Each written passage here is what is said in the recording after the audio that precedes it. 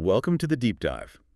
Today, we're taking a look at a subject that is uh, evolving faster than almost any other sector globally. hmm We're talking about personal finance and wealth creation on the African continent, And our mission here is pretty ambitious. We're trying to connect, those bedrock principles of financial discipline, budgeting, compounding, all that good stuff. the universal rules. The universal rules, exactly. And we're connecting them with this unique, super high velocity financial ecosystem that's emerged across Africa, mostly driven by digital innovation. So the goal is to find the most efficient ways for you, the listener, to actually build long-term wealth. That's the plan. Okay, so let's start at the foundational level, the context. We have to acknowledge where this all began, and that's with, well, historically low financial inclusion. Right. Our sources highlight that sub-Saharan Africa's banking rate was somewhere around 24%, and that was as recently as 2012. Just 24%. I mean, that's a huge segment of the population just operating completely outside of any formal financial system. And that reality, it shaped everything that came next. It absolutely did, because the traditional banks were either inaccessible or just too expensive, the system. It had to adapt. It had to. So that's where microfinance comes in. Exactly. And it quickly grew beyond just simple microcredit. It became this whole structure offering savings, insurance, payments, all rooted in these really core principles of, community solidarity, Proximity and trust. proximity and trust. And we can't forget people have always saved. The desire was there, the capacity was there, the mechanism was just informal. Which brings us to things like the tontine. The tontine system is such a powerful example of that indigenous trust. For anyone who isn't familiar, it's basically a rotary saving system. A group puts funds in common, Shared pot. a shared pot, and that entire pot is redistributed in turn to each member. It works because it forces discipline and it's built on that immediate social trust. But, as the sources point out, to move from that informal agreement to a real economic engine, you need something more. You need formal regulation. You do. Trust has to be backed up by the rule of law. Right. And that's why you see these regulatory efforts like the PARMEC law in the UMOA zone. That's the West African Economic and Monetary Union. Right. Those laws are specifically designed to build public confidence in financial institutions and, crucially, to protect the small savers from systemic risks. It's a slow transition, but a necessary one. The sources make this really compelling argument that African economies didn't just walk towards modern banking, they did a sort of technological pole vault. A pole vault is a great way to put it, a massive leapfrog. They just bypass the whole fixed network infrastructure and jump straight to mobile. And the numbers are wild. By 2013, mobile penetration in the South was already estimated at over 89%. Which created the perfect launch pad for the mobile money revolution. I mean, today, sub-Saharan Africa is the global leader. It holds nearly 50% of the world's mobile money accounts. Half of them. We're talking 835 million registered accounts. Let's just put that in context. Our 2023 data suggests that this ecosystem is processing $2.5 billion in transactions. Daily. What does that kind of volume even mean for a macro economy? Well, it fundamentally changes everything. First, it brings transparency to transactions that were, cash only, totally invisible before. Right. This helps central banks manage monetary policy. It gives them data to assess inflation. And this is the big one. It establishes a financial identity for millions of people. That idea of financial identity for the unbanked, that seems to be the real key here. It is. Digital wallets like M-Pesa, OPay, Mix, they aren't just for transfers anymore. They're offering essential services, savings, microcredit, microinsurance. And the social impact. It's undeniable. The data on women's financial inclusion it's really compelling.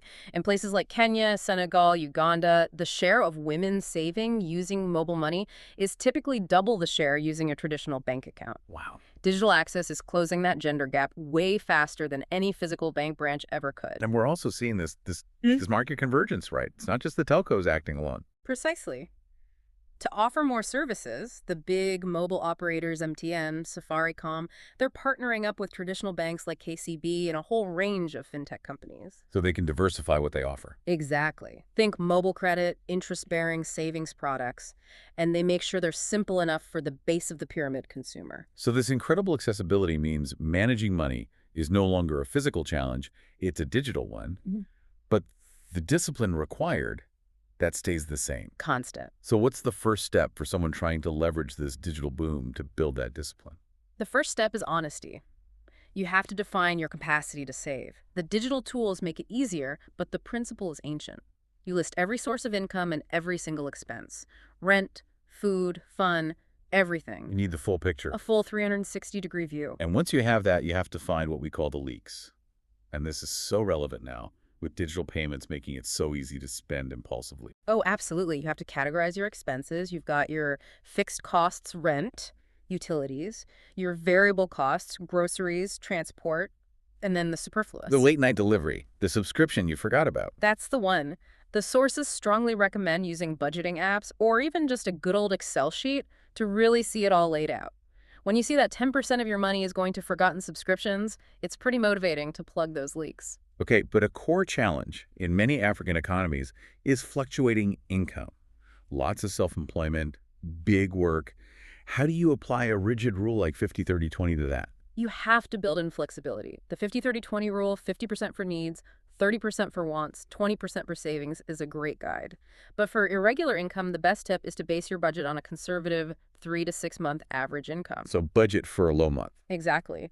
Then any income you earn above that average, you treat it as a bonus. And you allocate that bonus heavily towards savings or investment. That's smart, to make sure your essentials are always covered. And that 30% for wants, that's not just a luxury, is it? Right. It's a retention tool. It's crucial. If saving feels like a punishment, you won't stick with it. That 30% makes the whole budget sustainable. The goal is consistent action, not some heroic, short-lived austerity plan. Okay, so once that discipline is in place, we move from just saving to actively building wealth. And the number one rule for success seems to be automation. Saving has to be a reflex, not an act of willpower. Automation is your best friend here. You program an automatic transfer to your savings or investment account the second your paycheck hits. The pay yourself first principle. Pay yourself first. It prevents the money from just vanishing into those invisible expenses before you even notice it's there. And when we set up these savings, we have to think about time horizons. Money for a vacation next month needs a different home than money for retirement in 20 years. Exactly. You have to segment your funds. Short term, under a year, that needs to be liquid and safe. That's your emergency fund. Right. Medium term, 1 to 5 years, can handle a bit more risk for goals like a car. And then long term, 5 years plus, that's where you chase performance and accept some controlled risk. Before any of that, though, there's the safety net, the essential cash cushion. How big should that be? The safety net is your mental breathing room. For someone with a stable job, aim for 2 to 3 months of your fixed expenses. But if you're self-employed? If you're self-employed in a volatile sector, you need more. 6 months, maybe even more. So if your fixed monthly costs are, say, 900 euros, you're aiming for a cash reserve of 2,700 to 5,400 euros. Once that's secure, then you can invest the rest with peace of mind. Okay, now for the engine of real long-term wealth. Compound interest. Time. Time is your greatest ally here. Compound interest is. Yeah. It's the process where you reinvest your earnings so you start earning interest on your interest. The money makes babies that make babies. That's the classic analogy, and it's perfect. The key is you can't touch it. You have to let it capitalize. You have to leave the gains in the investment for that multiplier effect to really take off. And the power of time is just. It can't be overstated. The sources cite the ultimate example, Warren Buffett. He's the poster child for this. The sources note that an incredible 90% of his fortune came after his 60th birthday. 90%. It just shows that the real miracles of compounding, they don't happen in year one. They take 10, 20 years of consistent action. Which brings us to the exciting part. Using all this new digital infrastructure to access higher performance local investment vehicles. What are we looking at beyond a basic savings account? We're looking at vehicles that let you participate in the local economy. The two big accessible options are FCPs and the BRVM. FCPs. FCPs, Funds Common Displacement. They're basically the local equivalent of a professionally managed mutual fund.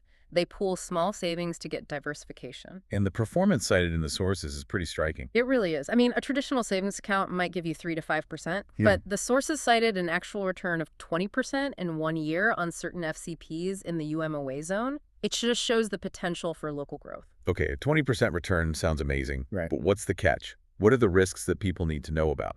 That's the critical question. That 20% is a great example, but past performance is never a guarantee. The risk is market volatility. Unlike a savings account, FCPs can go down. If the underlying assets decline, your capital can decline too. So education is key. It's everything. You have to understand your own risk tolerance and realize that the higher returns are your compensation for taking on that controlled risk. And the second major opportunity is direct investment. Right, in the continent's growing companies. That's where the BRVM comes in. It's the regional stock exchange for West Africa.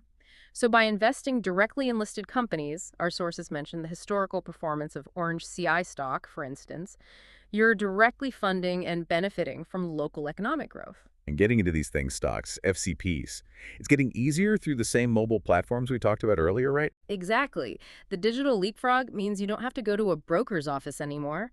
Fintech platforms are simplifying access, letting even small amounts be invested regularly. It not only builds wealth, it builds your financial intelligence. You start to really understand the local ecosystem. So the final takeaway here seems to be about education and diversification. Yes, financial education initiatives are more vital than ever. We need to make sure people understand diversification spreading risk across different assets, whether it's stocks, real estate, bonds, to manage the risk that comes with seeking higher returns. This deep dive really maps out a revolutionary period. Savings in Africa are just shifting so dramatically, from relying on community donatines to leveraging high-tech fintech and sophisticated market placements. And the transformation shows the goal isn't just to save more, it's to save smarter. It's about building durable financial security through, well, ruthless consistency, using the power of time, and leveraging these new, accessible, high-performance tools. So if there's one challenge we leave you with today, it's this. The central barrier to financial security is often not a lack of capital. It's a lack of discipline and knowledge. Consistent action, no matter how small, is the ultimate multiplier. What small financial habit can you commit to starting today to tap into that power of compounding?